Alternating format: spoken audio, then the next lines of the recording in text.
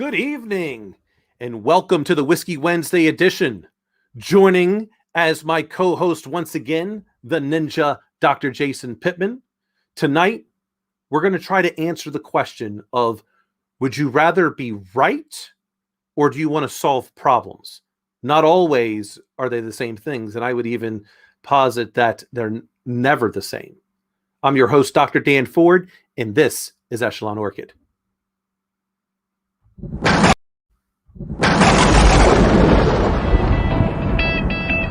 Guess who's back?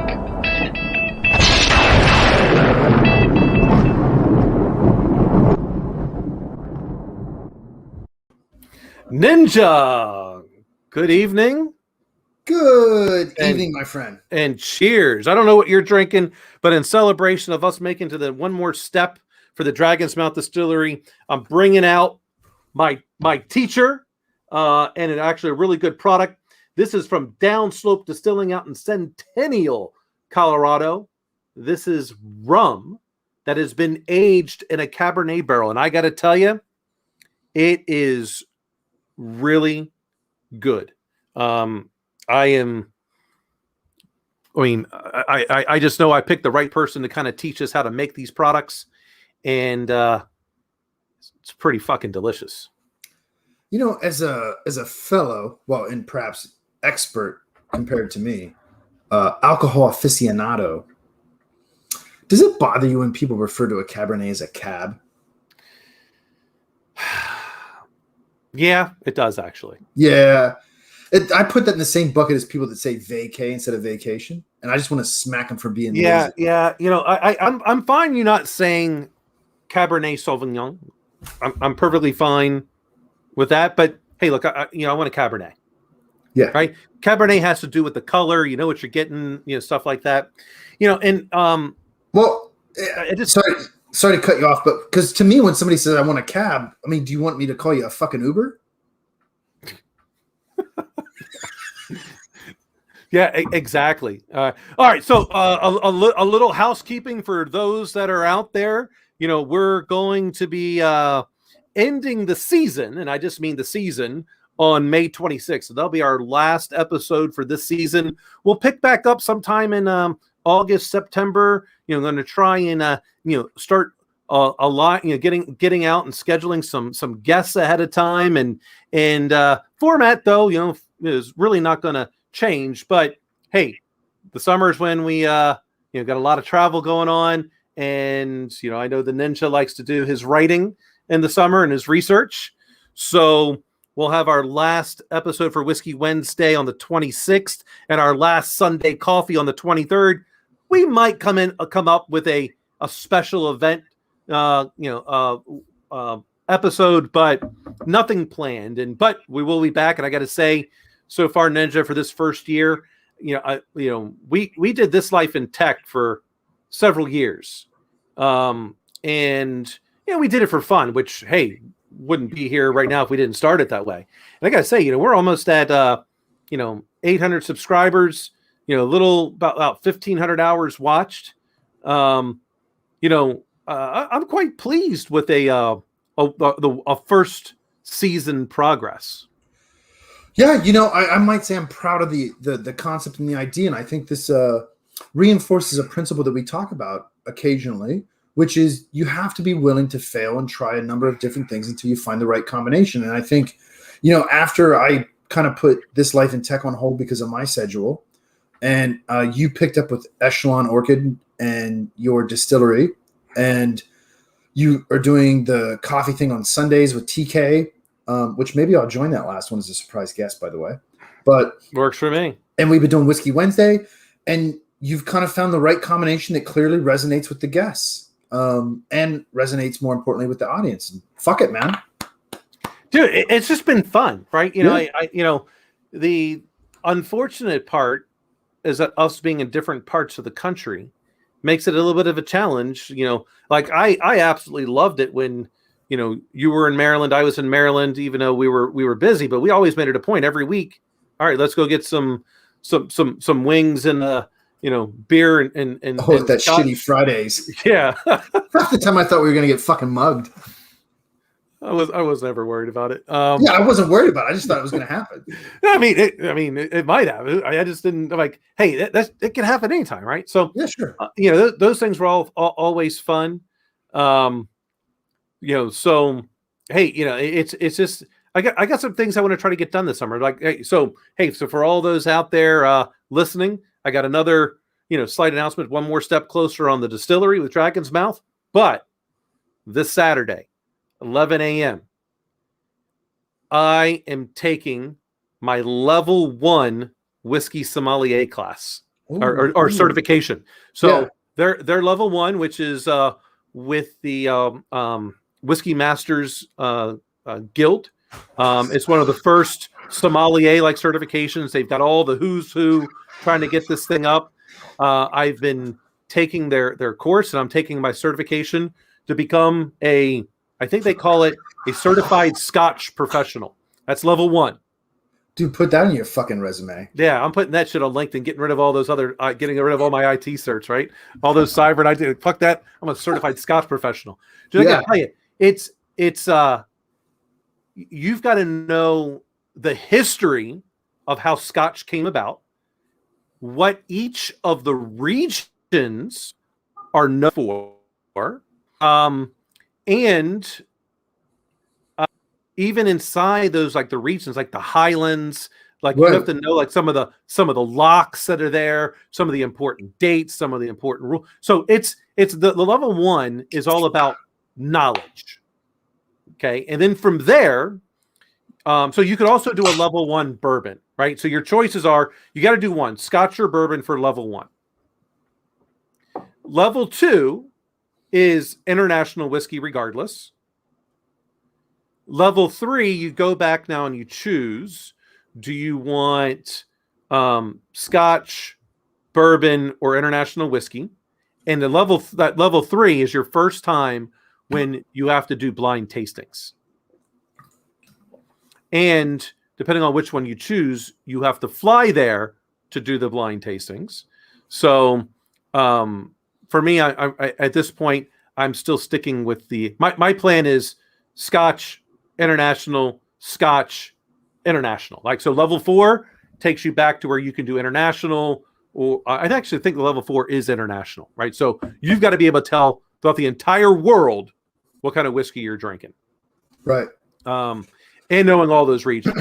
That might take a little bit of time, but my goal by the end of the summer is to be at that level 2 whiskey sommelier certification. That's my goal. Oh yeah, man.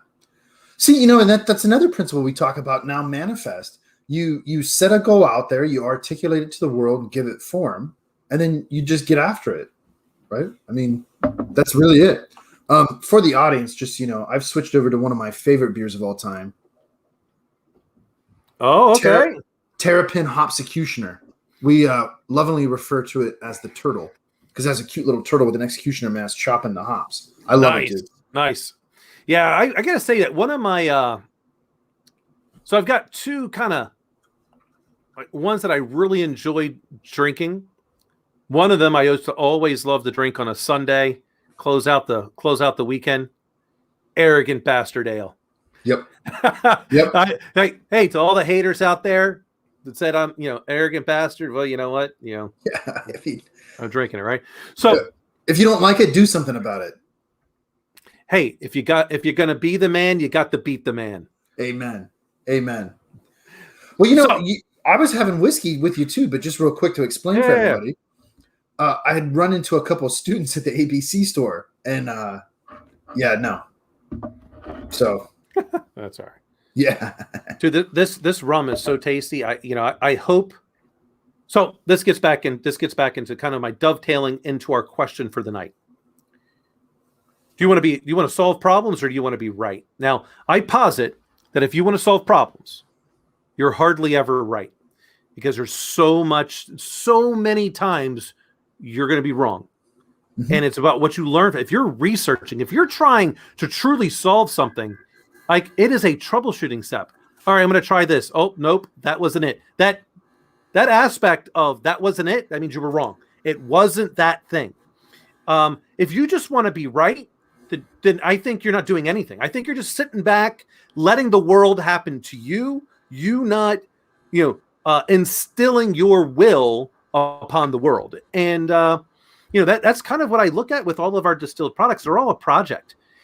I would love to believe that what I'm going to produce right off the bat would be winning awards. I know it's not, but it doesn't mean that's not my goal. I want to win awards. I want people, when they taste this, they're like, damn, that is good. Not like that Snoop Dogg gin. That Snoop Dogg gin is garbage. It is garbage. I was so hoping it was going to be good. Stick to the reefer, Snoop. Yeah. Stay in your lane, bro. You would think, because he had a song, Gin and Juice. Dude, I tried covering this up with so much juice. It didn't matter. It tastes like it's artificial flavoring in there. It wouldn't shock me. It's cheap to do artificial flavoring. People don't understand. Like, it's cheap. Sure. To do natural strawberries in a gin, that's not cheap. No, dude, it's not. Yeah. So what say you? I mean, problem solver. You want to be right. Like, are they the same thing? I think they're different. I think if you just want to be right, you're not really solving problems. You're being safe.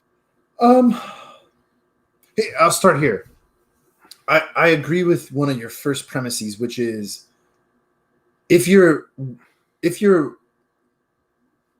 purposefully engaging, there are way more ways in which you're going to end up being wrong, as opposed to the one way in which you're correct.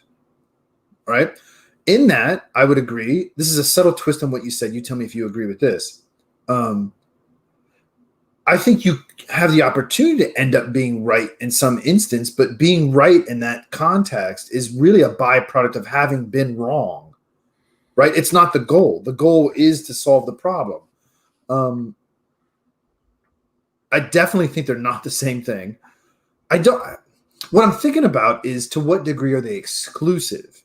And I think they're exclusive insofar as they're completely different temperaments. And I think that's what I hear you describing with the idea that somebody that has a purpose somebody that set their purpose in being right has to react to all the instances in which somebody else or some other group of people are wrong, and then effectively cherry pick that right answer. Right? Does that make sense? Yeah, absolutely. And you're it's almost, I mean, I actually do kind of wish in some cases we actually pre-gamed a little bit. Our pre-game is normally, hey, what the hell's been going on for the week? But you hit exactly where I was looking at going. It's a mindset. Mm-hmm. Okay. That, to me, that mindset of, you know what? I'm going to take those fiery darts. I don't know what's going to happen, but I need to move forward. If I don't move forward, there's no way I'm solving this problem. And I know, hey, the world's it's a dangerous place. It's not puppy dog tails and rainbows out there, right? So you go out in that world, and you're going to get some bumps and bruises and some scrapes along the way. Those bumps, bruises, and scrapes are the experience. It's going to be like, that was wrong. I need to do this to get to right. I think if you go out with the mindset of, no, I just want to be right. I think, to me, that's that mindset of, I'm going to play it safe, and I just can't play it safe. Like, it's just, where's the sense of adventure in playing it safe? Right. There's no answering the hero's call. You know what I mean? I don't know that I really understand what being right means, to be honest with you. I mean, I understand what it's like to win, but I understand what it's like to lose.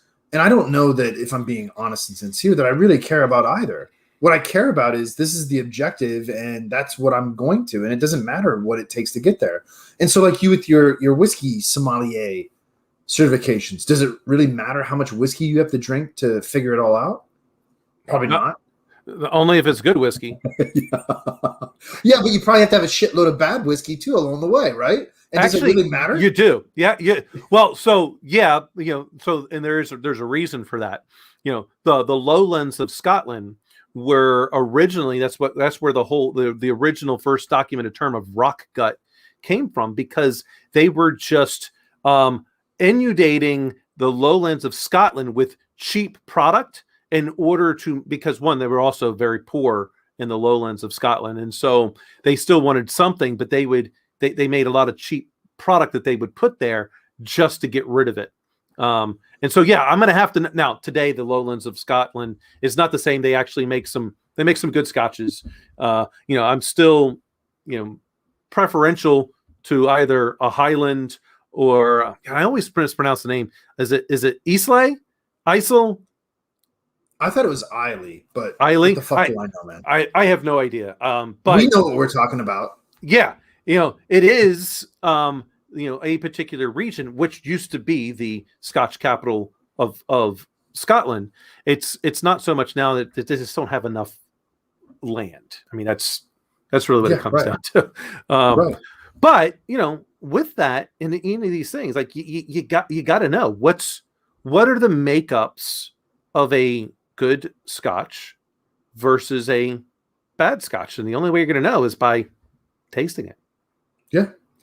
Well, I was talking to a couple of students today because tomorrow's the last day of finals, and then it's 2 days of graduation. We have 2 days of graduation because we're having one for last year that didn't happen because of COVID. And one of the best things I ever wanted to experience as a professor was going to a pub and talking to students and other professors, and I can do that right now. And so I did it. Fuck it. And we were talking about this idea that what really always matters and what will always carry you through is always moving forward, make decisions, don't worry about if they're good or bad, solve problems, and always manifest will. And so, you and I have talked about this a lot, even in our personal lives. I'll always win because I'm willing to do what nobody else is willing to do. And I'll make sure I'm the one doing it first. Yeah, absolutely. Right. I think that's an important aspect because you don't know if your decision was right or wrong until after you have made it, you have your tests, and it's been observed to be right or wrong. Yeah. So you don't know. So make the decision, move forward, and then measure. Yep. See, because I think you would agree then that what I've found is if I disengage from judging the quality of the decision until I'm ready to make the next one, which presupposes that I've finished that action, well, then that's the right time to do it because that's the input to the next decision matrix. Whereas people that worry about is it right or wrong, they never really get to completing the work. There you go. Focus. Yeah.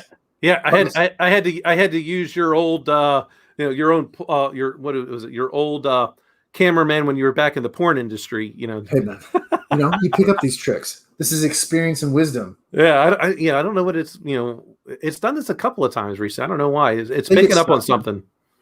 They get stuck. Technology. Yeah, what are we gonna do? If only we're the 21st century with tech people. Dude, I gotta tell you, just technology overall just bores me. It just does. Like, I sit there and I go, yeah, it's the same shit I was talking about in 1998. Like it's not changed. Yeah, right. I mean, it really needs a substantial paradigm shift to have some more interesting elements to it, but yeah, which is fine. I should say it's not that. I mean, it's the way in which people choose to utilize technology is what bores me. They're not really looking to take risks, right? They're looking to be right, not solve the problem. Right. They want to be safe, and yeah. I can't get on board with just being safe. Like there's no way. I mean, you're in business, so you have to take risk. So one of our good friends that went through the doctorate program, she texted me, one of my former professors that also worked for me at the last bank. Mm-hmm. There's only a couple. Okay, so she said she feels really lost with this whole cybersecurity degree, right? Like what's left, and I kind of get that, and that's why I moved from CISO to CTO to CIO, right? It's a different game. Yeah. And knowing all of those things, like you get to solve real problems. You have to work with all of those players, and I'm afforded a very good luxury with my employer. They're amazing, but I can see how people get disenfranchised so quickly with technology. It's very easy for it to feel like a job. Mm-hmm. And as soon as it does, like, you've lost your purpose, and I feel like you've lost your spirit of the willingness to keep fighting. Mm-hmm. Yeah, well, and I think that's why ultimately what matters is willpower and discipline, not motivation. Motivation is fleeting; it'll go away. What matters, I think, if you're really going to be something, I think this is cross-topic. It's not just tech; it's anything. Dude, I don't know what that is. This is why you should have a Wolverine there. That could be a polar bear outside. You have no idea. No, if you had a Wolverine, it would take down that polar bear. Fuck, dude. No, that was rapid gunfire. Oh, is that what that was? Well, yeah. It sounded like someone was at your door. The first time it sounded like somebody was my garbage cans are.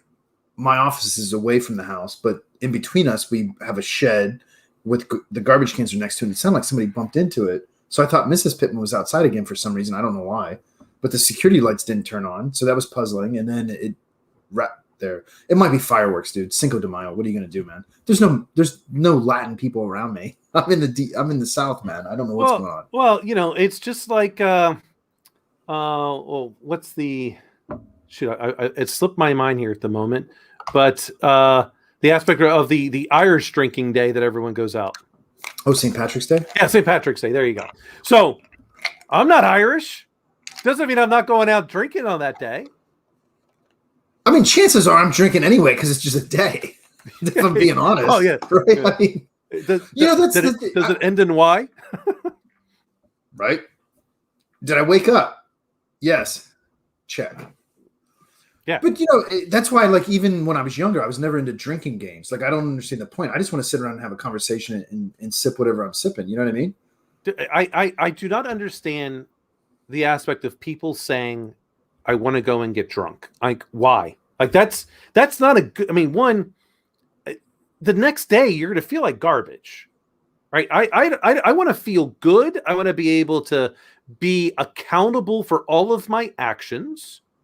So I don't want to end up in I don't see pleasure in that. I'm not saying that I haven't, gone overboard, but it wasn't intentional. It just so happening. I was no longer focused on the target, and therefore I slipped and had too much. I mean, it happens to everyone, and I'm perfectly comfortable saying that. Hey, I slipped. Show me a person who hasn't. Yeah, right. Yeah. Let he who has not sinned cast the first stone. Right. Yeah, and I think that's a big part in the aspect of, if you don't have that mindset, then you're always going to be looking to be right instead of solving problems. Like, it's okay to be wrong. It's okay that it wasn't the good choice. Pivot. I think the best measurement that I look for, especially in younger talent, how fast do they pivot when they realize something went wrong? Like, how long did it take them to realize it went wrong and get back on the right track? That's what I really look for in younger people. And I got to tell you, at the executive level, there's a lot that all of a sudden they've become too cautious. They've lost that edge. Yeah, they're post Matt Serra GSP. Yeah, absolutely. Well, and look, man, I'm not judging it. I understand it. But back to except with that Michael Bisping fight. Oh yeah, well, that was a little personal. I mean, that was my impression of it. But see, because part of it for me too is I don't seek that deep inebriation, because I know tomorrow I got to get up and kick some ass. Right? I have problems to solve, and solving problems is fucking hard, dude. It's mentally hard. and you have to be at some level near peak performance to be able to do that day in and day out. And I know that there's two sides to this. I know that to get to my goals, I have to have more days in which I'm on than days I'm off. Doesn't mean I don't take an off day. Doesn't mean I don't fuck up and slip and give in to my demons. It happens, right? But I need more on days than off. The other part of that too is I think you understated that. You need significantly more on days and off, right? Right. You're not looking to win by majority draw. Right? No, no, it's greater than 90%. Yeah. It's like at least 6 3/4 days on, maybe a quarter day off, and that's just because I fucked up. There's that margin of error over the aggregate, right? The other part of it is I was having a conversation with a colleague of mine, and we've been friends since elementary school, actually, and we've done a couple projects together, and we're ramping up this summer to do a book. Check this out, man. You'll love this. He and I both have this same experience where now we were talking about doing this book, and we were going to invite other authors to come contribute to it, write chapters. And we were talking on Monday, and I'm like, hey, wait a minute, man. Has it occurred to you that we could do this all ourselves and not have to herd cats? And it might actually be less work. And I'll actually stipulate to you that if I fly out there, he's in Colorado, that actually matters. I bet you and I together, if we're serious, can write this book in 5 days. You want to take that challenge? I'll put money on it. I mean, I think a first draft, yeah. No doubt. I mean, easily. Like, between the two of you, I mean, realistically, an individual can write a quality 10 pages a day, right? And so there's two of you. That's 20 pages a day. That's 140 pages done in a week, right? Now, you write at a much faster level than most people because of how much practice you have at that. So maybe you can get 18 pages a day. I don't know what your current stat is, but I do remember us going through the doctorate program, and your target was like 10 pages a day at the time, if I remember correctly. I'm sure you're much better now than where you were back in 2012, or was it?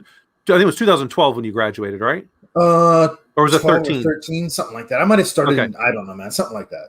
Yeah. Okay. So, no, it's 12. It's actually been 9 years, actually, to the day. Well, yeah, I thought it was 2012, because I finished in 2014. So I'm like, okay, 9 years, you're probably better, especially now, because you're a full-time academic and you have put out a ton of papers and have written a book. So you're probably closer to that 18 to 20 a day. And I don't know this other cat, but let's say he's at the same level, right? So that means now you all are putting out, let's just make it easy and say 40 pages a day. Now you're talking about, 40 times 7, that's 280 pages. That's a solid book. Well, and to your point about solving problems versus being right, what I like is this spirit of, well, fuck it, dude. Let's lay it down and find out what happens. Let's see how deep this rabbit hole really goes. He's in Colorado. It's germane to the equation. Hey, but by the time you probably get out there, the Fed's going to pass a law that says it's all legal anywhere anyway. So, thank you, Joe Biden. They needed to do something in order to get some tax revenue. Right? How's that not an easy answer? If you go and tax the people, it does not matter who it is. They're going to be ready to kill everyone. But in the way I see it, it's a twofer. Yeah. You're generating jobs. You're repopulating the farmland, which is a huge part of this country's downfall. The subsidization, particularly of corn, and the erosion of farming. I see it firsthand around here. And come on, man, that's a cash crop by definition. Are you shitting me? Dude, the people don't understand how many jobs it will really create. Okay. So I actually have a classmate that's in the secure transport side of the house. And in Michigan, you can only be one of the avenues. You can be in transport, you can be a grower, or you can be a dispenser. Now, technically, there's a loophole in that you can be one of those three and be someone that's like doing the extract of making like CBD. Yeah. Right. Yeah, so yeah. they consider that separate. But for the main parts that make money, those are the three, and you can't be in multiple. You can only pick one. Other states might be different, but that's how they do it in Michigan. So yeah, I mean, to me, it's an easy answer. Let's not tax the people more. Let's add a new thing that can be taxed, and how much more revenue is that going to bring in? I don't think Colorado's doing that bad at all. And if it wasn't for that, California would not exist. I don't think they would. If you get rid of the taxes that they're bringing in on legalized marijuana in California, yeah, I don't think they don't make their budget every year, not without taxing people at 70%.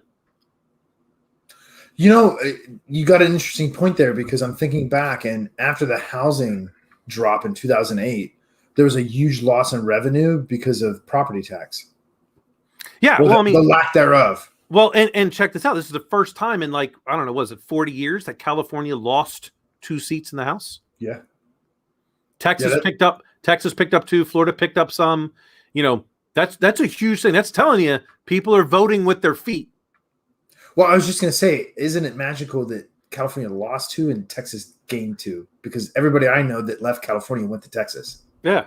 All right. So, you know, with that, so as we were talking, so this is the thing about that aspect of that, you know, you're talking about, you know, hey, 6 3/4 days you got to be on. Mm-hmm. So I'm interviewing I want to always interview my junior employees. I want them to understand the culture I'm trying to create, because they're a part of it. And, you know, it's not easy to work for me because I demand a lot from people. I'm going to push people to their breaking point. And so then now you know what it feels like to break, and then how it feels like, because you know you can get there again. So how do we go the next mile? I'd like to make sure they know. I want them to know that what they're getting into. Mm-hmm. But for the first time, you know, I had someone actually ask me, because I said, look, you know, what's your minimum that you need to do to say you had a good day, right? And we've talked about this. For me, I've got to learn something new, and I've got to teach someone something new. I got to do 2 things. If I do those 2 things, I accomplish those 2 things, I had a good day. And so I've always in my mind said, look, at 11:59 p.m., that clock resets. If I didn't hit that mark, it doesn't mean I get to carry it over to the next day. I didn't have a good day. It doesn't matter anything else I may have done. If I didn't do those 2 things, it's not possible. That's like multiplying by 0 in the equation. Doesn't matter. Bam.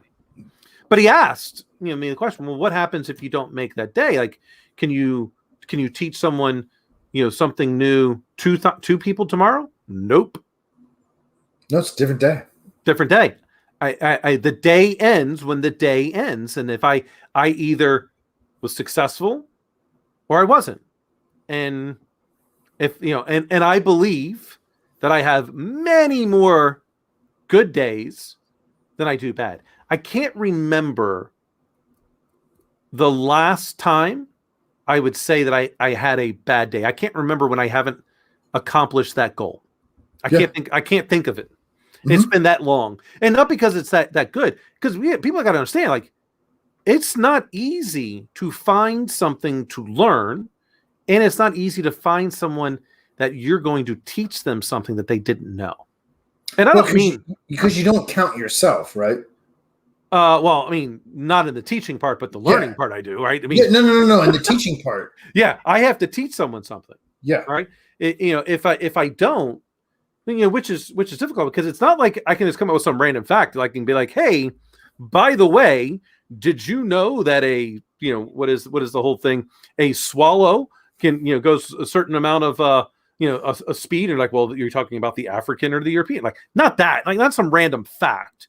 Like, hey, did you know how the Scots, you know, they originally, up until the late 1800s, there was no such thing as a single malt Scotch. It was all blends. As a matter of fact, most of the blended whiskeys coming out of Scotland were exported to Britain and England, and that's where they did the blends, and that's how they did everything. Like they weren't really, there was no such thing as a single malt until like the late 1800s, early 1900s, and then it didn't even become popular truly until like the 1970s from a single malt perspective.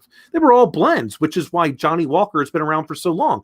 It's a blended whiskey of certain, and so I mean that's what I mean. Like I had to learn that because I mean I'm studying for my sommelier class. So I mean there's things I'm like, oh, well, I mean to be honest, like I didn't know that fact. Like I'm like, because I always thought, and for the most part I still do, I'm not a big fan of blended whiskeys. Now I've started to change that a little bit as I've, like, there are certain ones that are good if it's a whiskey that's blended with a whiskey. Yeah. This is a big trick, right? So people don't necessarily know that. I can say this is a blended whiskey. I don't have to blend it with another whiskey. I can blend it with vodka. Right. That's not, to me, that's cheating. Well, yeah, and the taste reflects it. Yeah, it does. So yeah, that's what I mean. Like I literally, it's like I had to go through this process. And for those that might be wondering, here's the reason why. Because I have to do this with the missus quite often. She's like, I'm not even paying attention to what you're saying. I'm like, that's okay, right? Because you heard it.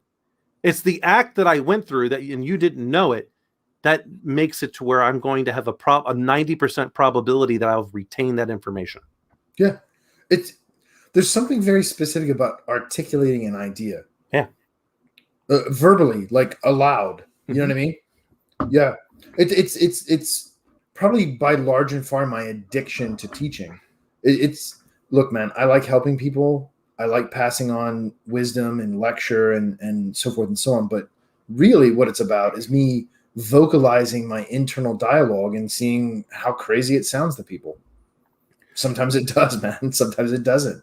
Yeah, well, this is what's interesting because I mean, maybe it's just because of our personalities, but I definitely and I had to put this in a particular document here recently, and one of those things is well, why is this person good for this type of job, right? And it's like I'm going, well, as a true lifelong teacher, your methods of getting people to engage is extremely important because that engagement is what's going to allow you as the teacher to know, did your student get it or not?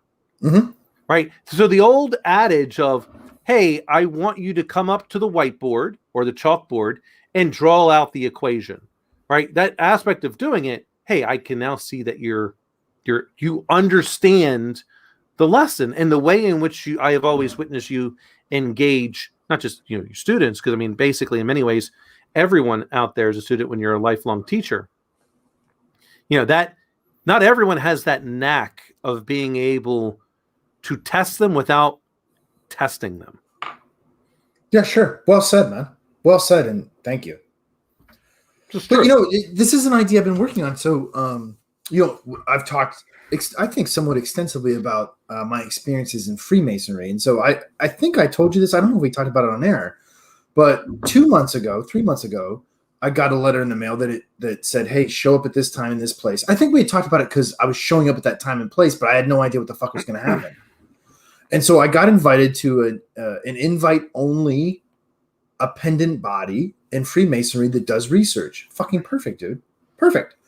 And my personality to our discussion about solving problems versus being right. I'm the new guy. Everybody else has been there for who God knows how long, man. I'm probably by far the youngest person there. And the whole point is that group does research within Masonry to look at the esoteric symbolism and allegories that we kind of build the fraternity upon. And it's really just, hey, look, this is what I think this is. What do you guys think about it? That's how I take it, right? And so at the end, they're like, hey, look, in 2 months, because they only meet every other month, we need somebody to deliver a lecture. Who is interested?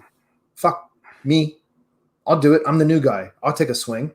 And so I've been working on this idea, and it speaks to what you're saying insofar as I'm really fixated in this idea that there's a really succinct way to say it that I take from all people, Jordan Peterson. Art has to be experienced. It cannot be articulated. I agree. Right? And that's really, if you think about my favorite movie, Good Will Hunting, that was Robin Williams' character's rant on the picnic, on the bench in the park to Will, which is, you can tell me what the Sistine Chapel looks like. You can tell me why it was painted this way and this, but you can't tell me how it smells. You haven't experienced it, thus you don't understand the art of it. Yeah, which I don't know how many of the Jordan Peterson lectures you caught with his debates, like with Sam. It's Sam Cooke, right? Sam Cooke. Sam Harris. Sam Harris. Sam Cooke was the pirate. Well, I don't know. I'm making same thing. Same thing. Yeah. No, Sam Harris is a smart guy. I mean, he just happens, I think, to be wrong. But hey, that's fine. I mean, he's at least very articulate about his argument. But he's taking a swing at it. Hey, he's trying to evolve a philosophy that is flawed. I mean, that's just, hey, that's the only way different philosophies come about, is you got to keep out there and testing it. I got to tell you, I would love to debate Jordan Peterson. I just don't know what I would debate him on, because I can't think of anything that I disagree with him on. And I'm not the type of person that can really truly argue a point of which I don't believe in for too long at those kind of levels that Jordan and Sam and Zizek and all those cats. But Jordan says that he believes that the true artist, it all comes from a spiritual reckoning of some type, that you can't separate them. It's ingrained into us to have this role model, so to speak, and at a certain point in time, you're still going to look to this higher being of that role model, because that's what you aspire to be like. And I get that. I understand it. I mean, even for those people that like when we had Tom on, an organization that is faith-based will outperform one that's not, if they're with all things being equal, right? That they will, because there's a purpose. Yeah, and more specifically to what we're kind of talking about tonight, and my point in bringing up that Jordan Peterson example and the little paragraph you read that you wrote, what I take out of that is that morality or that purpose must be embodied in the physical world. It has to be acted out. And this is why, I don't know that I would want to debate Jordan Peterson as much as I want to collaborate with him on certain things, because there's certain things that he's weak in that I think I could add to, and we could do something great. And before he got sick, I actually had an email written, just for the record.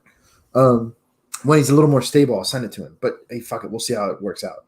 Nonetheless, and so this is part of what I'm working on in this Masonic idea, is that some of what we do is the physical manifestation or embodiment of these allegorical narratives. And the reason why we do that is for the same reason that we all watch movies, right? Why did theater get created? Because we're addicted to drama, because it allows us to embody these principles and act them out. Even if it's us as somebody. I mean, fuck it, dude. I'm Tom Cruise when I'm watching Mission Impossible. I'm better looking. I know that. Well, see, this is where we differ. I just feel like Tom Cruise is playing me. Well, see, hey, look, man, we got different versions of the same story. Beautiful. Yeah. So I'm gonna go back to this aspect. This is always something that fascinates me, and this is where I go back, into my aspect of faith, and we'll tie this back into you. You're an amazing writer. Okay. So as amazing as you are, do you think you could write the story of Cain and Abel in the 10 sentences? Whew. I'd take the challenge. I don't know how successful I'd be. Right. We go over time. Like, how many people can say they measure up? Right. Young, amazing, didn't accomplish it. Nietzsche didn't accomplish it. Didn't get there. Right. That's kind of how I go with the aspect of, okay, you may not believe, but there, one way or the other, but that everyone knows the story of Cain and Abel, but if you tell them, because I'm pretty sure, I think it was only 10 sentences. It's pretty short. It's short. When you tell them, like, hey, we all know the story, and it sounds like it's more than 10 sentences. Like that's the power that I go. The only way that could have happened is through some type of divine intervention. That's just my opinion, because of how powerful those things are, and I think that just comes back to when people believe in their purpose, instead of trying to pursue happiness, pursue and take on as much responsibility as you can, like Jordan says, and that responsibility, and it gives you purpose. And when you're fulfilled, the result can be happiness for periods of time. But that struggle isn't going to necessarily be happy. Though I embrace it. I do enjoy that, the working out, the martial arts, all this stuff. Like, look, if I didn't do any of that, like, you got to embrace the suck. If you're not willing to do that, you're not going to enjoy the outcome.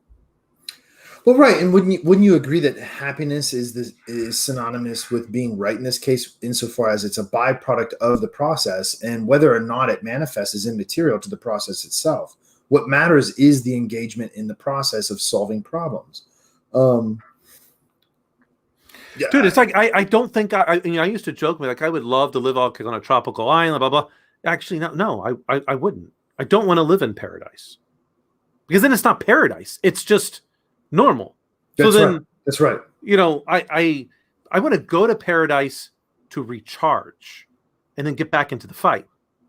Yeah, well said. Well, because the fight is the purpose, right? It's the solving of the problems. It's the manifestation of that hero's journey in some sense.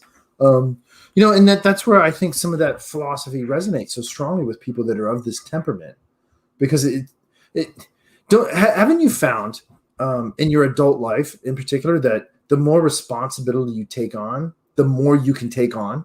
Because I'll say for me, that's absolutely true. And that's why here I agree with some of Jordan's philosophy that I'm not convinced there's a fucking limit to it. I really don't think there is at some point. I think the more you take on, if you engage in it honestly and sincerely, you just can take on more. And there's no limit. I think perhaps the only limit that could exist is if you extend yourself into too many different types of things. Like if they're all kind of in the same or adjacent, like hub and spoke like model, then yeah, I mean, you can just, because they're all, one-offs. But you start getting to where I've got, multiple things that don't have anything to do with each other. Right. I think that's where a limit could possibly be happening, because like, hey, these things just don't relate. Like, as much as I'm not a fan of Elon Musk, one of the things that, he does quite well, all of his companies are in a way related. Yeah. Well, he has a singular aim. Right. And all of those things allow him, people go, oh my gosh, this is, they're two different things. Oh, there's a lot more similarities than there are differences. And that's why he can do those. But I think if all of a sudden Elon Musk decided he wanted to be a bank, I don't think he would do as well. Not with his current stuff. Like, I mean, he was a part of PayPal back in the day, but that's different than a bank. Or if he wanted to be an insurance company, the telecom stuff, like basically him trying to provide satellite internet, makes perfect sense to me, because I mean, he's already going up into space anyway. What's putting a bunch of birds up in the sky with some terrestrial repeaters? Hey, we did that at XM Radio. Like it's not hard. So right.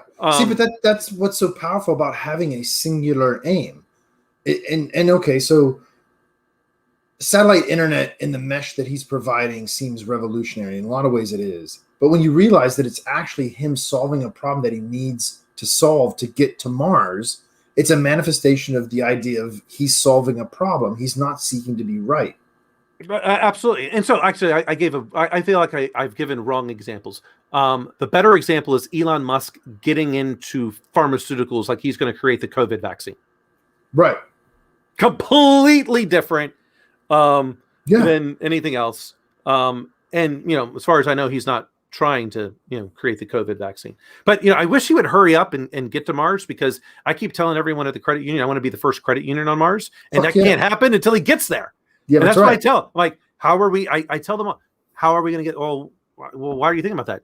Hey, in 2040, it could be a reality. Sure it could.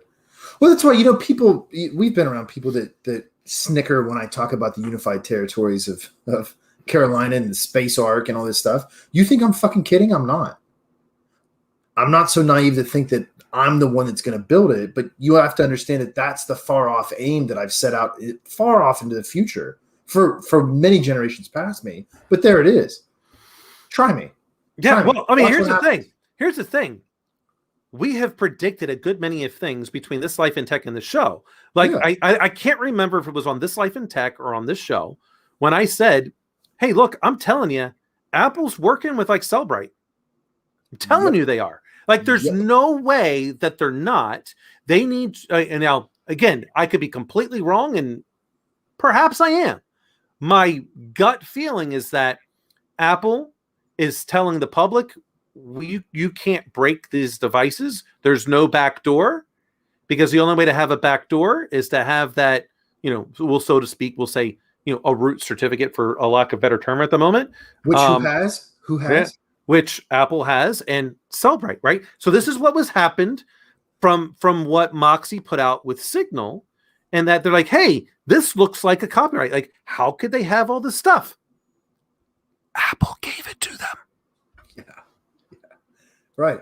I mean, I can't. It was like 2 years ago, I think, when we talked about that. Yeah, Maybe it was a year ago. I'll have to go back. But I'm like, look. It's at least 2 years ago we started talking about Yeah. So then it was definitely on This Life in Tech then, right? So I'm like, hey, I'm telling you, this is what it is. Apple's not being as forthright as what they would want people to believe. Come on, man. They're not being altruistic. This is exactly what we talked about. What they're doing is locking everybody else out of the ecosystem, because as a business, a huge part of their business model is an exclusive lockdown in that ecosystem. They produce everything in it. Yeah. So I got to ask this. This is just something that's so mind-boggling to me. Okay. Microsoft has been raked through the coals with Internet Explorer back in the day and antitrust lawsuits. And Media Player. Yeah. Right. Media Player also. Google is going through that. How the fuck is Apple like exempt from all these things? I don't know, man. Because the devices look cool. It boggles my mind. It boggles my mind how they're able to just be like, oh no, we're the knight in the shining armor. Don't look at us. Yeah, I don't get it, dude. I really don't. How is Google in such trouble with Android when they're like, well, hey, you have to have Google Play? Like, if you're going to license Android, you're going to have Google Play, Google Service, blah, blah, blah. And the EU is like, nope, that's unfair trade practices. But wait a minute. Apple doesn't let anyone play in their space. No one. Zero. Down to the hardware. Yeah. I mean, there's nothing in that ecosystem that isn't theirs now.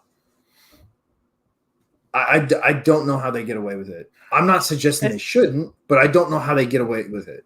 I'll tell you how. Because they keep giving their stuff away to Cellbrite, so that way all their stuff can be unlocked. It's the Trojan horse.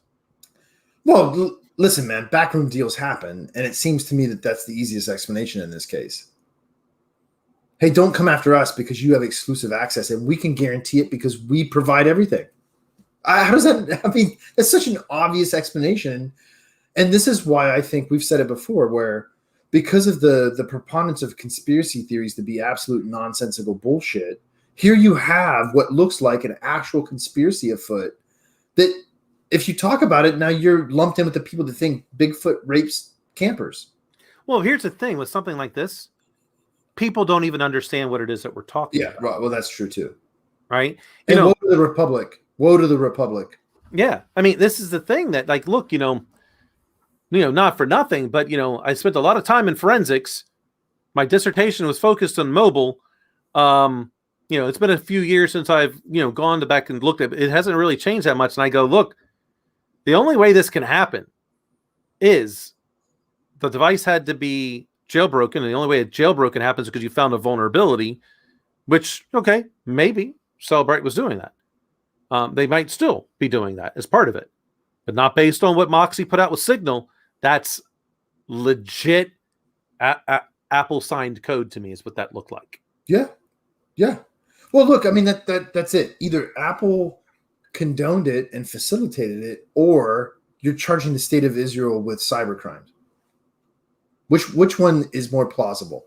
Well, I mean, that's probably a bad way to phrase that, given the nature of this conversation. Well, they would have sued Cellbrite, and looked to have them, a cease and desist where they could no longer sell the product. That's right. Exactly. It's not going to happen. And the reason why they won't is because every law enforcement company, basically in the entire world, is using this product. That's right. I mean, that's a fact. That's not a debate, man. That's not speculation. It's just like with the Stingray devices. Yeah. Oh, nobody has them. Oh, really? Really? Why is there like 10 on this block, DC Metro? Like, what are you talking about? I've made them. Yeah. I mean, it's not hard. Like, it's, right. It's really quite simple. I mean, all the specs are out there. Like, you don't even have to be, you don't even have to be very good. You can just, this is what I want to do. Well, it's not that difficult. Yeah. It's really not. But, it's just when I hear these things and I look at it, I mean, yeah, I got it. I don't really like Signal. I don't really like their product. I don't think their product is very good. I think you get exactly what you pay for. Do they have some legit stuff? Yeah, sure. I just don't think I don't think the sound quality is very good. I mean, if you're just using it for text, yeah, whatever. But, sound quality, I don't think it's all that good. But I do kind of got to applaud the trolling of Cellbrite with that. Like, hey, you scan a device and our stuff's on, and I'm breaking your system. Yeah. Look, man, I applaud the old school, original, like hacker DEF CON mentality, right? 100%. 100%. Otherwise, I don't know, man. I was going to ask you something tonight about Science Circle, and I can't remember what it was. It had to do with this, and I can't remember what it was, man. Damn it. So, speaking of those kind of things, because we had talked about, I think so we had talked about it to actually do it last year, but we didn't because of COVID, because we were talking about, okay, should we go back to DEF CON? Oh, yeah. Yeah. And it looks like to me, even this year, it's going to be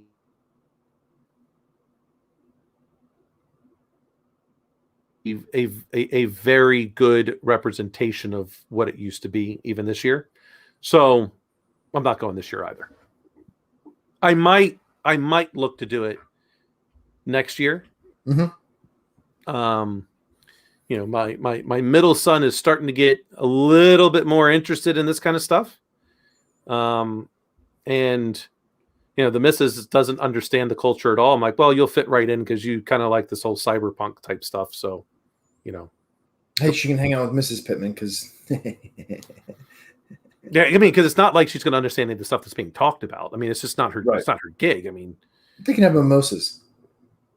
They could drink a bunch of stuff. Like there's a lot there. You can pretty much do whatever you want, right? Yeah. So, but I'm thinking about doing it next year. Just I have zero expectations. I'm pretty sure I'll see the exact same speakers that I saw the last time we went. Like they'll still be there. There may be a few other ones, but I gotta be honest. I don't miss it. I don't miss it at all. I don't miss that crowd. I don't miss the I'll say the unwarranted arrogance of a lot of them. They are that X so much superior, and I'm kind of going, well, dude, you basically want to be like you drive a fucking Chevy. Like you're driving, a $20,000 car. If you're this great, then like, That ripped me up, dude. it's kind of what I think. I'm like, like you're this good, but you can't afford to pay your bills. Because there's a lot of them that are like that. I mean, they're super talented people, but their only self-worth comes forth in those conferences. And I have, I'm better than what you are, and I kind of go, dude, you can't pay your bills. Like your priorities are not completely lined up to where they should be. Just my opinion. So are you saying that you feel more at home at RSA? No, I don't like RSA either. I've just, this gets back into when we first started off the conversation. I will say the one thing that RSA does well is their, we'll say, their showcase. All right. Mm-hmm. So the showcase of startup companies, and getting them some presence.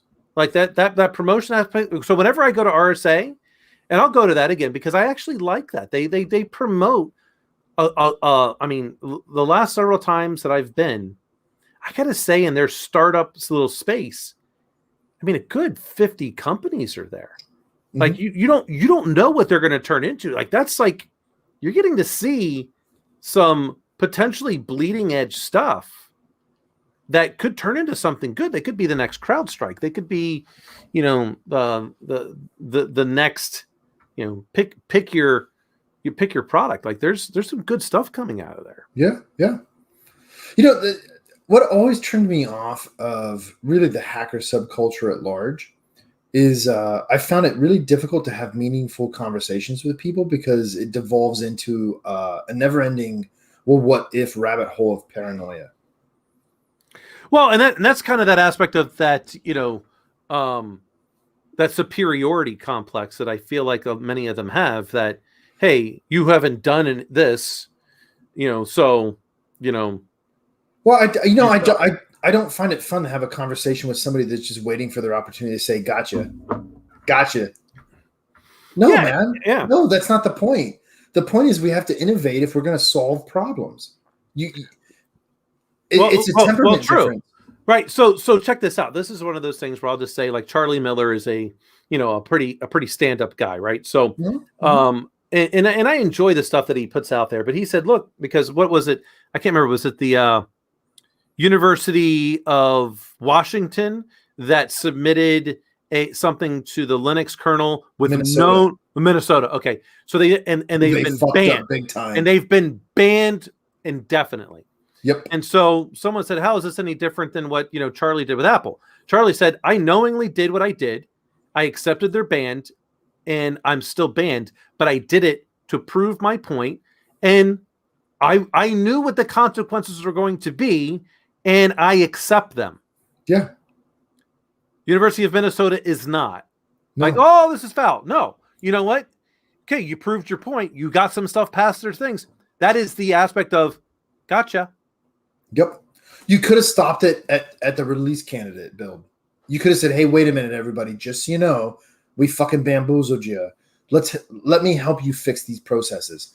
And some people would have got butthurt and salty about it, but it wouldn't have turned into this. That dude, listen, if you're the president of that university, you ought to be fucking angry. You really ought to be angry. I don't know that that's a strong enough word. Well, look, man, I'm trying to reform. I'm just saying, angry. I'm like, heads would roll. Like you just literally, you just killed our entire research department for something that can bring the university a lot of money in. Now, the only way this happens, like now for them, which this is a hard thing. People don't seem to get this. Okay. So they could take the current Linux kernel that's out there they're doing and then spin their own flavor. Yeah. Now they got to maintain it. Yep. Good luck.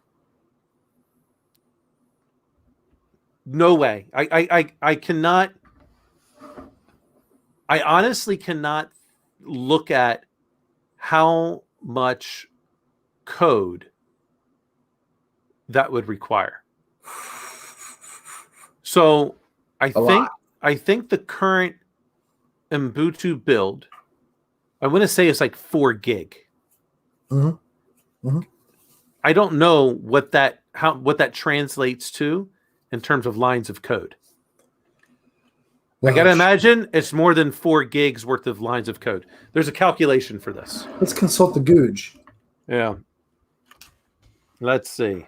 Well, see, this is where Cooper might be interesting to talk to. Yeah, he would definitely know. I've never talked to that dude since we left Silent Circle. I liked him quite a bit. Super sharp dude.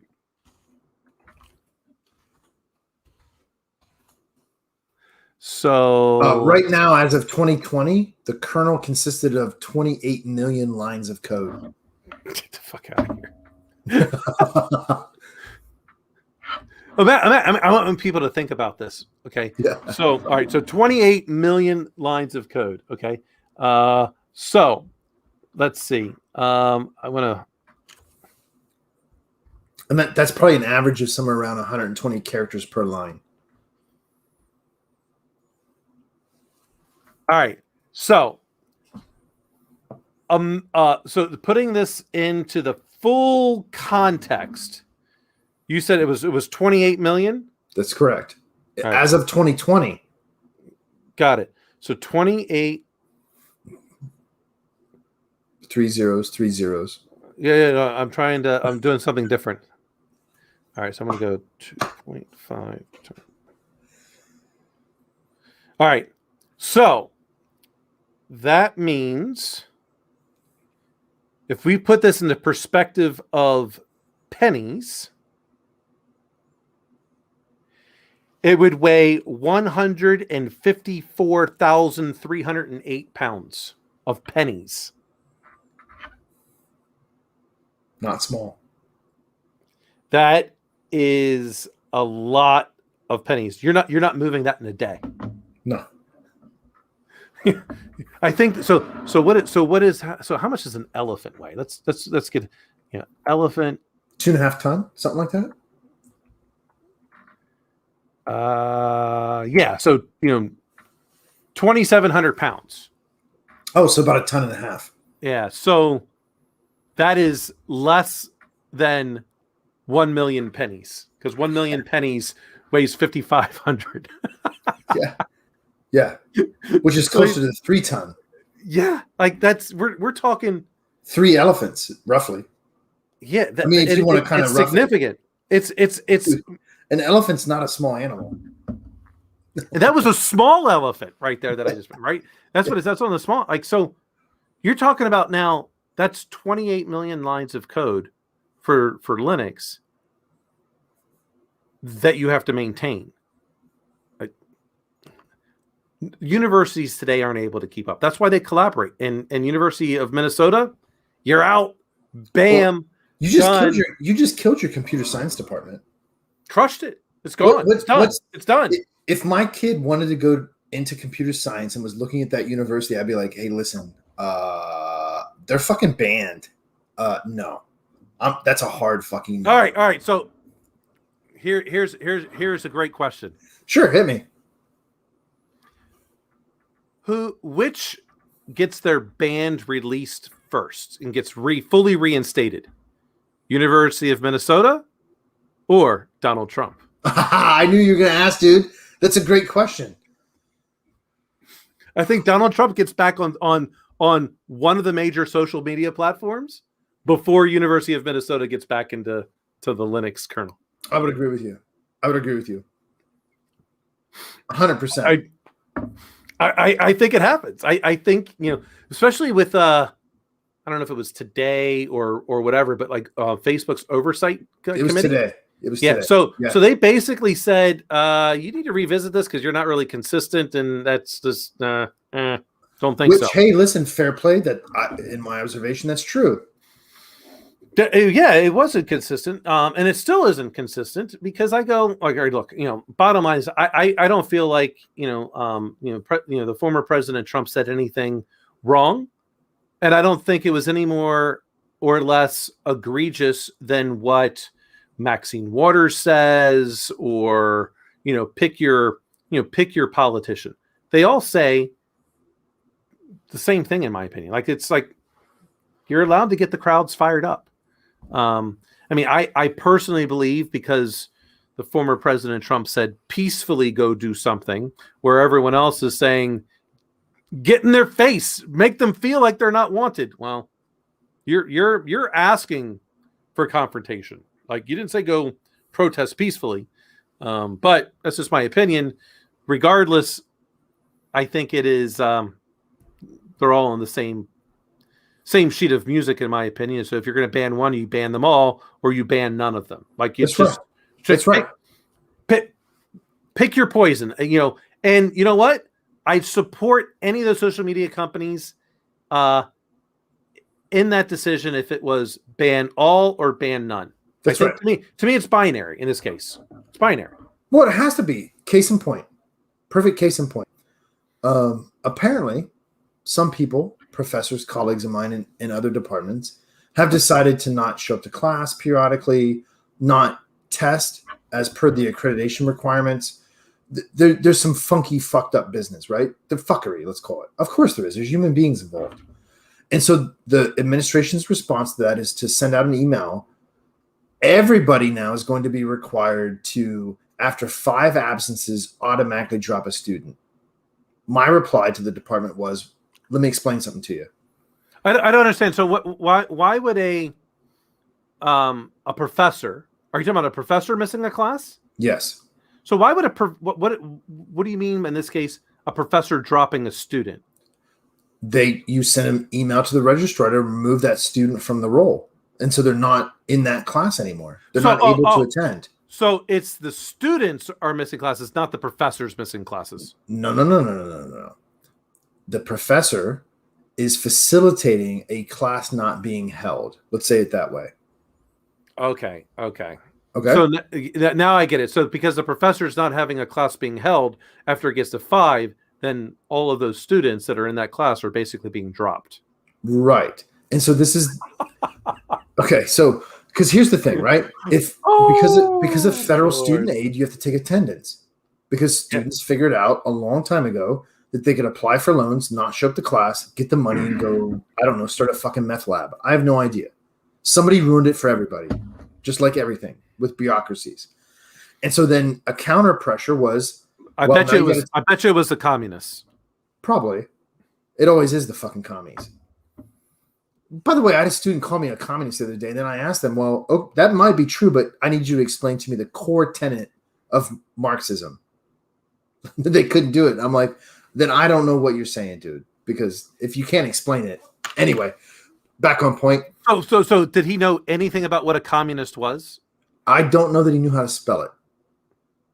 Because I would say the only thing about you that would be communist, which is what I would say is the only thing that I think Karl Marx got right, which is we should be striving for 100% employment. Yeah. Okay. Everyone should have something to do. Yep. Fair. That's fair criticism. That'll be it.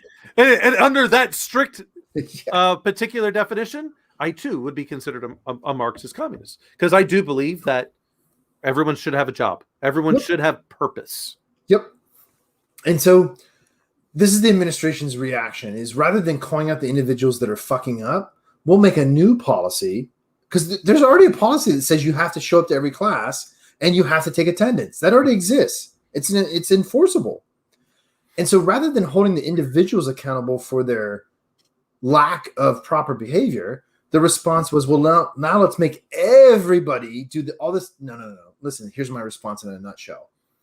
Since you clearly are incapable or unwilling to hold those individuals responsible for their poor behavior, you have no power. And so if you want to make a new policy to which I have to follow when I'm not part of this, fucking come and make me. I dare you. Well, it comes down to this, as like a parent. Okay. Well, the rule is you have to make, a 2.0 GPA in order to play sports. Yep. Actually, I'll tell you what. You have to make a 3.0. You got to basically honor roll. Like, well, you didn't make honor roll, so let's make it a 2.5. So now you don't make 2.5. Well, okay, we're going to make it a 2.0. Like they're going to keep going to what. Oh, you said this is the line. Well, I'm going to go straight lower because well, what's the consequence? Because I'm still playing sports. I'm still doing whatever it is that you said I couldn't do if I didn't do what you made the rules up. Right. And this is one of those things that I go, okay, well, look, if you're not going to do this, then guess what? I'm just not going to do that, and I'm perfectly fine. It's your choice. Like, we agree, especially when it comes to kids. My rule is basically this with any of the kids. If you can tell me you gave 100% of the time, and you failed the class, I'm not mad. Like, nope. Tell me all the things you did to prove that. Okay. Hey, you're getting tutoring. You're doing this. You just couldn't get it. I'm mad. But if you tell me you only gave like 50% to get that A in that class, well, you're in trouble. Because you only gave 50%. Doesn't matter which class. 100%, 100% of the time. Give everything that you've got. Leave it all on the battlefield. And if you lost, you lost. If you got beat, you got beat. If you failed, you failed. Like, leave it all on, the field. Like, doesn't. And most of them embrace that. Some have not. And I go, well, hey, I got a bunch of computer equipment over here that hasn't been built yet because not all of them are taking that. I'm like, okay. I'm like,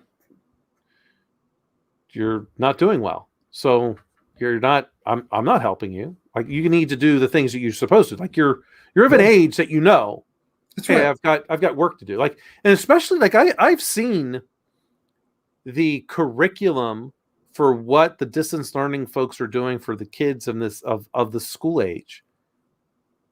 It's pretty well thought out. It's very organized.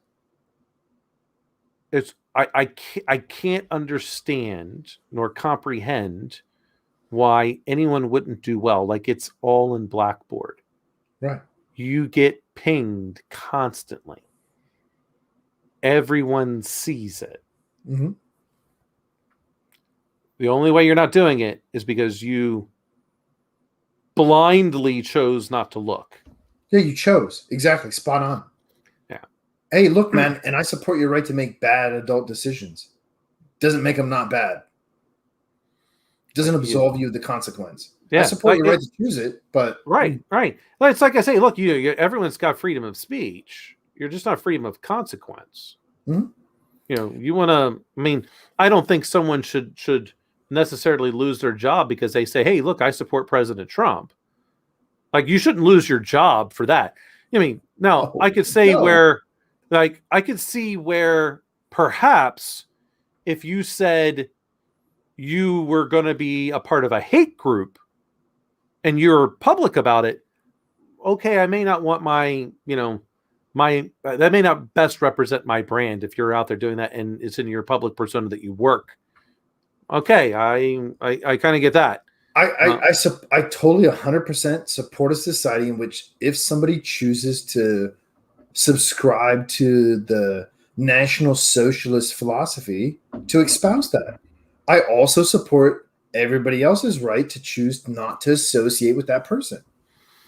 There's a consequence. Yeah, I just don't like the cancel culture aspect. Like, there's a big no, I absolutely refuse. Right. But speaking of which, I got to tell you. All right, this is something I am shocked at, and I'm glad it was said. Caitlyn Jenner coming out and saying she does not agree with trans women, trans girls playing girls sports. Yep. Who would know better than Caitlyn Jenner, who is an Olympic gold medalist? Right. It's saying that, oh, well, we're going to put them on, testosterone blockers, all this other kind of stuff. It's been proven scientifically after 2 years, they spike right back up and they're in they are 25% greater than the best female in the category. 25%. I think that's what I remember.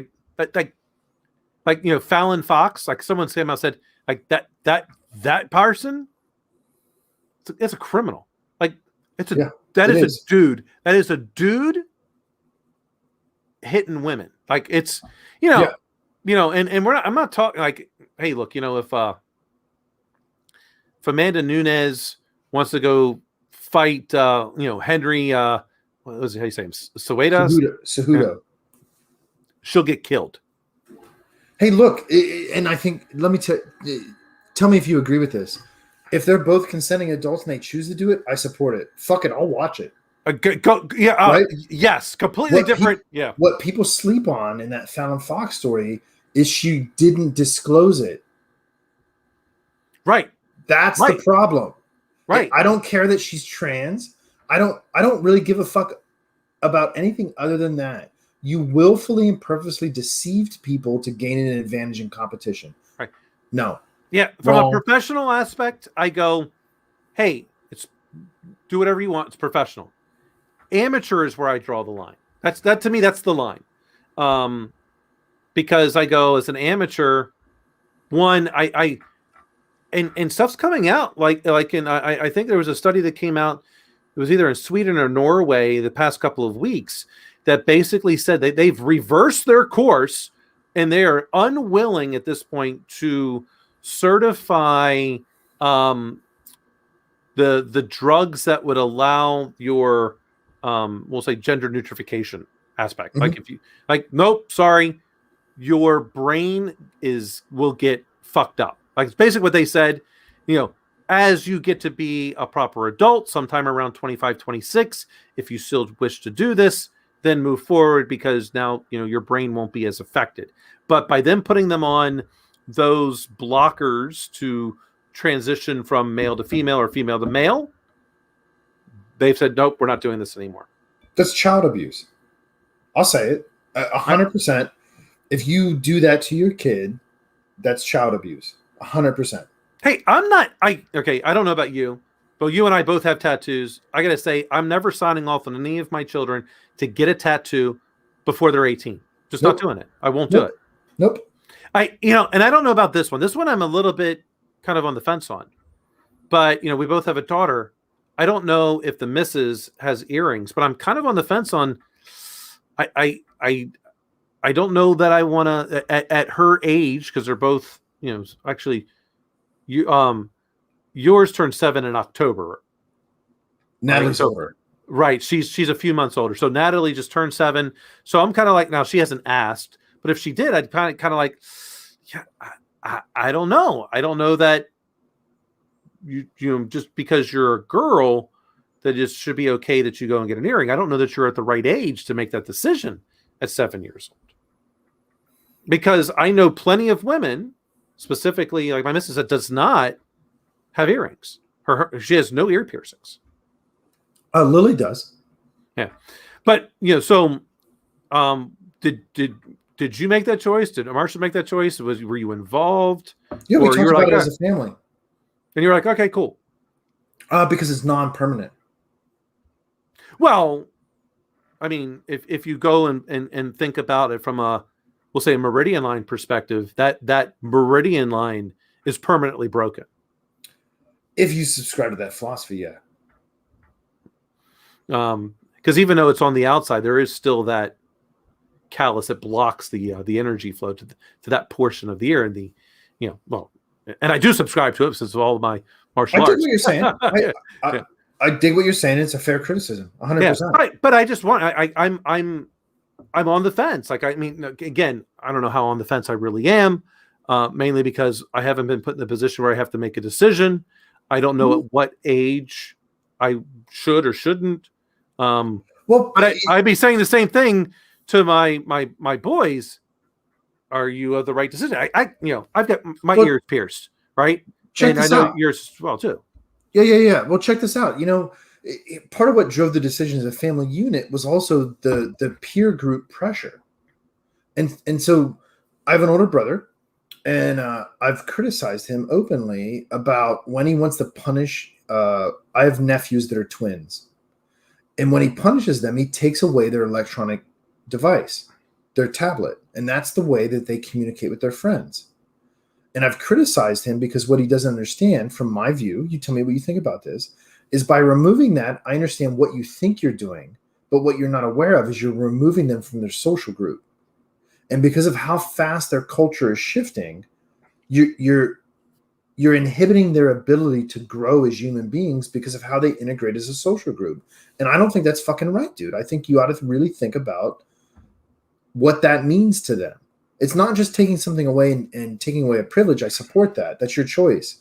But I don't think you're considering this idea that the way that they engage with their social group is fundamentally different than the way they do. That said, that's kind of how we collectively decided. I'm telling you up front, it's going to fucking hurt. It's going to hurt. And so if you're willing to go through that because it's worth being part of this social group because her friends all got their ears pierced, I'll support this, knowing in the back of my head that barring some meridian argument, which I understand the validity of, it's not permanent in the same way that a tattoo is, let's say. Because there's no fucking way that's happening. Right. So that's a lot to unpack, so take a minute. Yeah, so back to your brother. I agree with you. And I agree with you, I don't know for the same reason or not, but I think it's closer to the same reason. I think, hey, you I don't want your punishment to remove a current privilege. I want you to feel a true sense of I screwed up. So in my mind, it's if you're going to do some hard labor. Guess what? You're okay. Guess what happens when you screw up? Like you can still do all those kind of things. You're just not necessarily going to have the time because you're going to be so dog tired that to pick up that phone and to text that friend, it's going to hurt.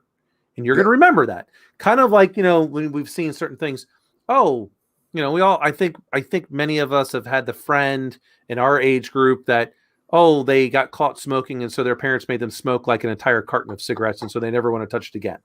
Right. Hey, okay. I think kind of in the same way. Like I don't want to take away your social group. What I am going to do is make you sweat. Yeah. Right. Because I believe you only have two choices in this life in terms of working hard. It's going to be either with your back or your brain.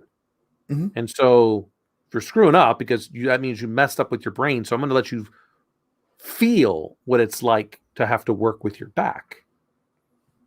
That's how I look at it. Like, okay, because, and I get this, I think, from my dad growing up playing baseball. Right. Okay. And here was kind of the rule and the thing that he always said to parents, and I didn't really get to appreciate it until later in life. He's like, okay, you as a parent, as well with, Johnny, Sally, whoever, made a commitment to a team. And Johnny, Sally, whoever didn't do well in school. It doesn't mean you need to remove them from the team because then they are penalizing the team. That's what it is, as a coach, they're going to come to practice. And my dad's favorite saying at the time was, I'm going to make you run laps until my nose bleeds. Yeah, exactly. All right. You're going to be here. You're going to be at the game. You're not letting the team down, but your practices are going to suck. Like you're doing nothing. You're going to keep doing it. You're going to keep doing it, or you're going to quit. Like it's one or the other. And so that's kind of how I get, in a way. I mean, I don't know if we were thinking 100% the same way, but we're close. Close. I'm not looking to take it away. I want you to sweat. Yeah. I still don't know about. I mean, again, this just comes back with my deeply ingrained, of the martial arts philosophy as to whether or not I could. I mean, I do have a hard time. Like, and quite honestly, like I got my ears pierced when I was like 18, 19, before I got really heavy into the Chinese martial arts. Knowing what I know now, I would never have gotten my ear pierced. So I've got 2 piercings in this ear. I would never have done it. That's just me. Again, I was an adult when I did it. My parents certainly didn't approve, and I didn't live with them at the time, so it didn't matter. But I kind of go, well, at what age do I think it's okay for you to be a part of that group? And I don't know the answer. I don't know there's a right answer or a wrong answer. I just don't know the answer. I certainly, this is a thing that's kind of fucked up, I think. So let's say Lily was your son. Would the decision have been the same? Yeah. If 100%. all, even though the people in the peer group or the social group would have been all girls, not boys. I don't know what you mean by that. Explain. Well, so you were saying that, Lily and her social group, all of her girlfriends are getting their ears pierced. Well, let's say it's Luke, and he's just all the friends happen to be all girls. They all got it pierced. Luke's only hanging out with these girls because that just happens to be all that's right next door to each other and all that kind of stuff. Sure. I understand. Right? Yeah. Okay. So would it be the same? To me, yeah. Okay. Yeah. I don't know that it would be the same for me. I don't know. I mean, I'm not in that situation, but I'm just thinking, like, if any of my sons or stepsons were to say, "Hey, I want to get my ears pierced because all my friends are getting it done," right? Well, I think you need to wait till you're 18. The thing I would point out that's fundamentally different between our two situations is, well, I've been through it and you haven't. And that actually matters because you haven't been faced with it and you're being honest about it. I have been faced with it. And so I'm looking at it in hindsight. You're looking at it with foresight, which is different. Mm-hmm. It is different. And I think it's a completely honest and vulnerable position to say, I don't know how I'm going to deal with it if I have to. Because maybe you do, maybe you don't. Who knows? Yeah, and there's another situation also all overall, like with Natalie. She's already different. English is not her first language. Right. And people already look at her differently just because she has today a little bit of an accent when she speaks English. Sure. It gets better and better over the years just because, I mean, hey, look, she's just, finishing first grade. So it's not as what it was when she was finishing kindergarten, or because, I mean, hey, when she was all throughout kindergarten and this year, she has English as a second language class. Right. So people already look at her as different. And so I don't know if that will change. And quite honestly, I also don't know, when did my ex-wife, when did she get her ears pierced? I honestly don't know the answer either. Well, there could be a cultural difference too. Sure. Very, very much so. There could be. I don't know. And I would take that into consideration. I mean, I know, I guess I'm probably more fundamentally against people getting their children's ears pierced when they're an infant. Oh yeah, no, that's child abuse. Yeah, I mean, I think there's no, I really want, like, I mean, that's just, again, hey, to each their own, but I don't agree with it. I think it's, I'm fine taking the criticism that us allowing her to do it was child abuse. That's a fair criticism given what I just said, obviously. What was important to me, and part of that was you have to learn to start making adult decisions at some point. And the sooner you learn that some adult decisions carry painful consequences, this is a low bar to set for that experience in my opinion. The thing is, I think in this, the difference in this case is Lily noticed there was a difference between her and her friends that she interacts with. Mm-hmm. And we all want to feel like we belong to a tribe. Yeah. And this is her first, so to speak, experience of her external tribe. That's not amongst everyone. And she wants to feel like she belongs. So her at, all going on 7 will remember that pain. Perhaps more than most people, I understand the ritual of a rite of passage associated with tattooing and piercing. Yeah, I don't have the piercings. I mean, mine were, you had plugs, but we both got a significant amount of tattoos. So right. It's not trivial. No, it's not, man. It's not a fucking Mickey Mouse smile on my ass. Mm. No, I mean, I'm tattooed from here to here right now. I mean, it's not.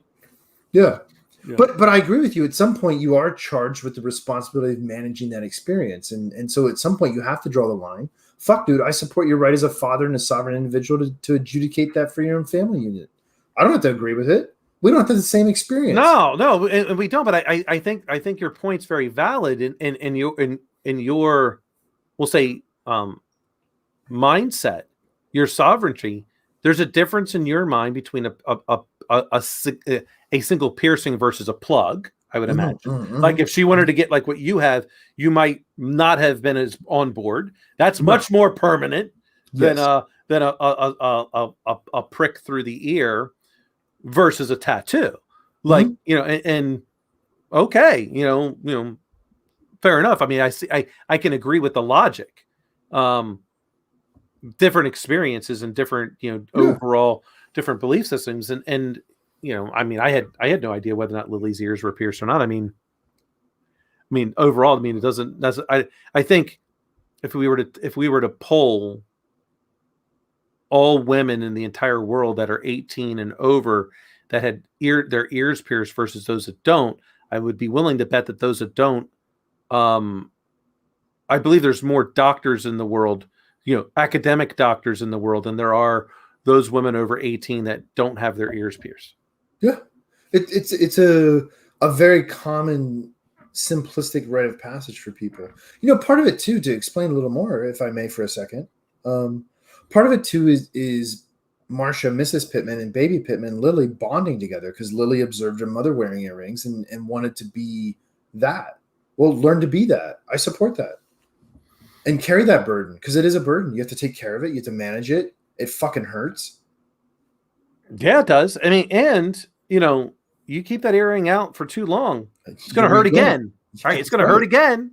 Yep. Are you sure you want to do that? Like, right. It's also the ritual of going and picking out new earrings, which now is for us a delayed gratification instrument. Okay, you want new earrings? You got to do chores. You got to earn the money to buy it. And you have to go to the mall and pick it out. I'm not doing it for you. I'll hold your hand and walk with you, but that's you. And so this is the real essence of it. It's such a complex set of factors to consider that this worked for me in this instance. And let's say we have baby Pittman number 2. I don't know that I would make the same choice just because I made the choice I did in the first case. Wait a minute. Is baby Pittman number 2? Oh, fuck no. No. This is hypothetical. No. Like how hypothetical is it? We had the conversation a couple of years ago, and had we not moved from California, it was possible. Once we made the choice to move, it was off the table. How much younger is Mrs. Pittman from you? 3. So it's still possible. Oh, I'm not saying it's impossible. It's no longer practical.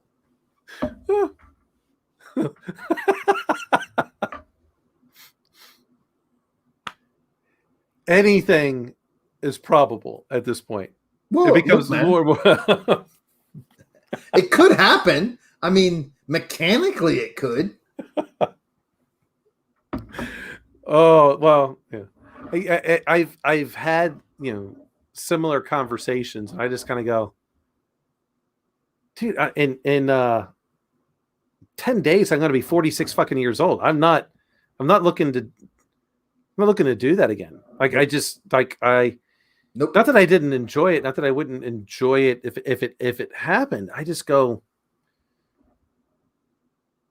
I enjoy all of my kids and stepkids today, and my future grandkids I hope to enjoy even more.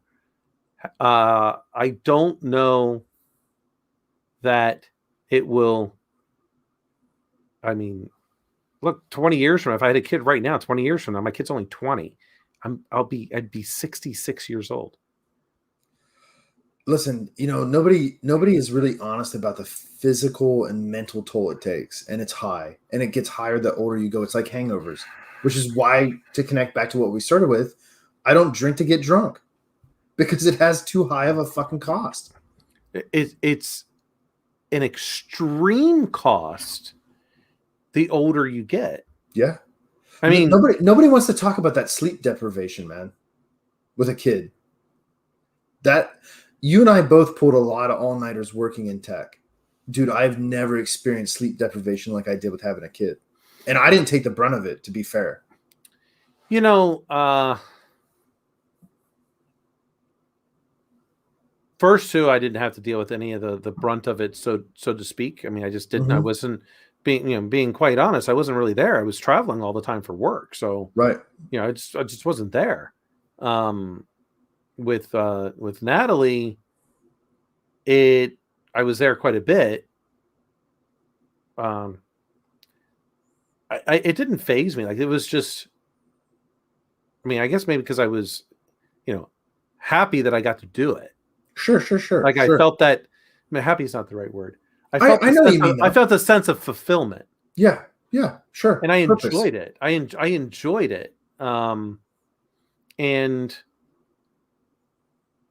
I wish I had at the time, because even still, going through the divorce, I didn't have as many of those as I would like to have had. Yeah. See, I love this point now, man.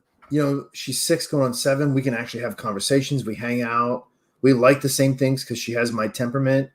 And so I got a little pal. That's what I fucking like, dude. Same intellect. Dude, yeah. I mean,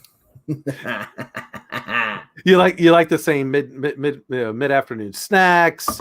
We do actually. Cartoons. You like the same cartoons. I get it. Yeah. Yeah, man. We like the same horror movies. Oh, I get it. We both wake up early. We both go to bed late.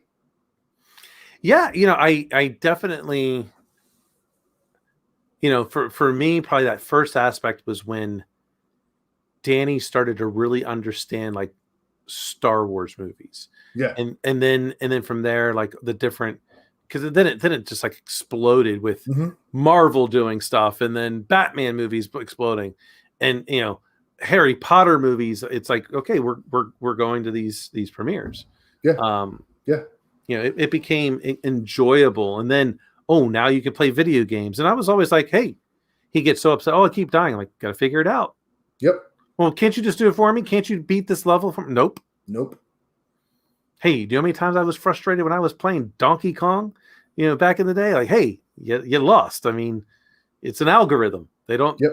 Those barrels coming down in Donkey Kong don't roll the same way every single time. Fucking Donkey Kong. God damn it, dude. But yeah, man. Donkey Kong. That's really it, man. It's just the tax is too high at this point. That's really it. Yeah, I'm not willing. I don't want to fuck another dog either, for what it's worth. Actually, you know what? So we have a puppy, Zelda, and we're thinking about getting another one. Hey man, so I'll to you, dude. Maybe not today, probably not even the same year, but not for nothing, but you've heard me talk about I don't know if you ever met Vader, the Italian Mastiff I had. I can't remember if he was there, because it was there for a little bit when I had the townhouse. No, that Italian Mastiff was a phenomenal dog. Like, I just, if I wasn't traveling all that time, I would never have gotten rid of him. But I found him a nice home. I didn't get rid of him. I found him a home that, hey, if this doesn't work out, you need to bring them back to me. But it did work out. I mean, for them, and it was great. But he was so perfectly trained, and he was a weapon. Like, this was like you like, you're talking about 160-pound dog of pure muscle. That's like, it's trained, to take you down. Like, I had it to the point, because my ex-wife at the time, she was not comfortable with guns in the house. So that's why we got this kind of dog, and we had it trained. Like, someone rang the doorbell, that dog would go right to the door, and it would be in between you and the person that was on the other side. Until you gave it the safe command, no one was going in, no one was going out. It would physically block you. Yeah, from going Mastiffs out. are awesome at that. Yeah, like, you're not moving. And for people who don't understand, 160 pounds may not sound like a lot. A 50-pound dog can keep most people from going where they don't want them to go. Like, it's a big animal. Yeah, it's a lot. A Wolverine only weighs like 45 pounds, and it could Fucking take down a polar Wolverines. bear. Fucking Take down a Wolverine. polar bear. So we're watching this show, and I don't remember the name of it. And I do like those German shepherds, those Belgian Malinois, right? I do like those shepherds. I mean, they are very, very easily trainable. They're very precise. Yes, very much so. They're good on leash, off leash in terms of making decisions based on its training. Love it. But they're kind of a big dog, regardless. Right? Mm-hmm. They're not small. No. So on the show, there is the Dutch Shepherd. They're only like 55 to 65 pounds. I'm like, oh, well, wait a minute. They're like, almost the same. They're very, very, very similar. Smaller. Mm-hmm. We're getting into the alcohol business, and you might need a dog that is very good with those voice commands to be able to, hey, search, car, circle the car, get in all, we're talking like a lot of money with this alcohol stuff. Like, people will do stupid stuff, and they're going to be better at detecting something and faster than you can pull, aim, shoot. So that's kind of the thing. Okay, well, today we may not need it, but the next 2 years we might. And a bulldog is not good for that. Even though Gertrude's big, bulldogs are a stubborn breed. Yeah, man. And they will protect their territory, but it's much different than a dog that is a herding dog by nature. Right. Sure. Because it doesn't matter where the flock of sheep go. It's their obligation to protect it regardless of where the flock of sheep are. Like it's a big difference in right and how the dogs interact and what they were bred for. Yeah. So 100%. I went, because in my mind I'm going, okay, so you've got an English Mastiff, even though she's on the smaller side, she's still like 120 pounds, right?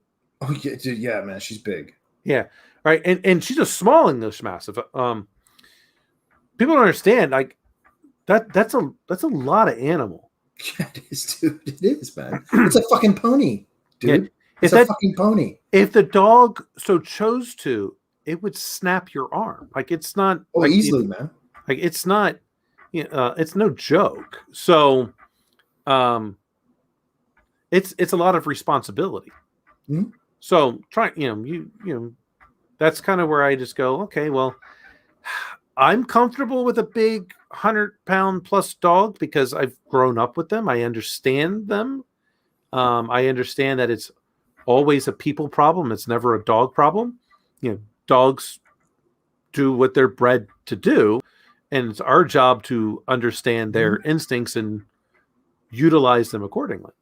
So, yeah, it's like kids. It's not a kid problem. They're a fucking kid. What do they know? Oh, dude, it's a parent problem. So with that, this is a very interesting. You probably like. So I was listening to a Jordan Peterson talk today, one of his podcasts. So they were talking about aggressiveness, mm-hmm. and that aggressiveness is learned. But and the most aggressive as to what you statistically will ever be is at 2 years old. Mm-hmm. 2 to 4. Yeah. And so at that point, you will decrease, but there is a high probability that a 2-year-old, you're going to bite, you're going to scratch, you're going to kick, you're going to do all these things, but it's still learned, and then you eventually unlearn that that's not the right way to handle society, and then a very, very, very small percentage get that hyper aggressiveness that translates all the way through, and it's where you can then start seeing as they get closer to teenagers if they're doing that aggressiveness against like animals and other and those that would be considered weaker than them, then you have a real problem. And then there's according to the research, there's no going back from that. Like if they are doing those things, it's that's pretty fixed. Yeah. It was very interesting here. I can't remember who he was saying that did this research, but the person was very like, it's like, hey, this changed how he did a lot of his own clinical practice. Like, oh my gosh. Like, Yeah. and Yeah, I think it's pretty pronounced. I think he said, and I could be very wrong on this one, but for some reason I want to say that he said that that's the reason why he no longer treats children in his practice. It could be. I don't know that to be true, but yeah, I don't know if he said it then, or if I'm mixing up, because I do know that he has said in the past he does not have children in his practice. He just doesn't. Correct. Yeah, it's not his. He tried. It's not his area of expertise, Right. And he wants to focus on what he knows he's good at, where he can do the most benefit. And you know what? Play to your strengths. Yeah, absolutely. Yeah. Yep. Well, my friend, we had a good long show tonight. Covered quite a bit. I think we did tackle our topic. We did. And who knows what we'll talk about next week? We'll find out. It's always Absolutely. a pleasure, my friend. All right, my friend. Take care. Have a great week. Thanks for tuning in, everyone. See ya. Bye.